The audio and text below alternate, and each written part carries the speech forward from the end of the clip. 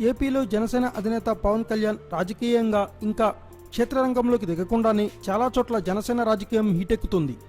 ఈ క్రమంలోనే ఏపీ రాజధాని కేంద్రమైన విజయవాడలో సైతం అప్పుడే జనసేన పాలిటిక్స్ గురించి జోరుగా చర్చలు జరుగుతున్నాయి. బెజవాడలో వివాదాస్పద రాజకీయాలంటే మొదట గుర్తుకు వచ్చేది వంగవీటి మోహనరంగా హత్యే. ఈ అంశం బెజవాడ రాజకీయాల్లో ఇప్పటికీ వివాదాస్పదమే.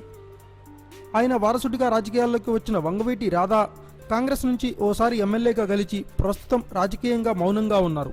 2009లో ప్రజారాజ్యం, 2014లో వైసీపీ నుంచి పోటీ చేసి ఓడిపోయిన రాధాకు వైసీపీ అధినేత జగన్ పెద్ద షాక్ ఇచ్చారు. విజయవాడ నగర అధ్యక్షుడిగా ఉన్న రాధాను తప్పించి ఆ ప్లేస్ను మరో మాజీ ఎమ్మెల్యే వెల్లంపల్లి శ్రీనివాస్కు అప్పగించారు. జగన్ రాధాకు అసలు ప్రయారిటీ ఇవ్వటం లేదు. దీంతో ఇప్పుడు వంగవీటి జనసేనలోకి వెళ్లిపోయేందుకు రంగం సిద్ధం చేసుకుంటున్నారన్న గుసగుసలు బెజవాడ పాలిటిక్స్లో వినిపిస్తున్నాయి. వైసీపీ అధినాయకత్వంపై అసంతృప్తితో ఉన్న రాధా పార్టీ మారే ఆలోచనలో ఉన్నట్లు తెలుస్తుంది.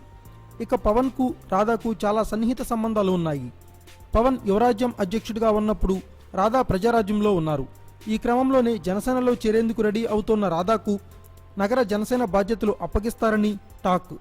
ఇక నగరంలో ఆయన కోరుకున్న ఏదో ఒక సీటు సైతం పవన్ ఇచ్చేందుకు సుముఖంగా ఉన్నారట. రాధా జనసేన ఎంట్రీ వార్తలు బెజవాడ పాలిటిక్స్ను హీటెక్కిస్తున్నాయి.